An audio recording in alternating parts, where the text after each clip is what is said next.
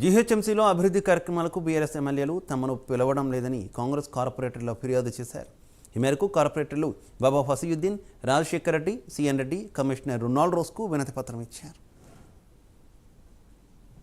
Congress party పక్షాన నిలబడి BRS పార్టీని ఈరోజు ప్రభుత్వాన్ని గద్దె దింపి ఈరోజు కాంగ్రెస్ పార్టీకి పబ్బాన్ని కట్టారు. అదే కాంగ్రెస్ పార్టీకి అధికారాన్ని అప్పచెప్పారు. అదేవిధంగా ఈరోజు పబ్బం గడుపుకుంటూ చూస్తూ అబద్ధాల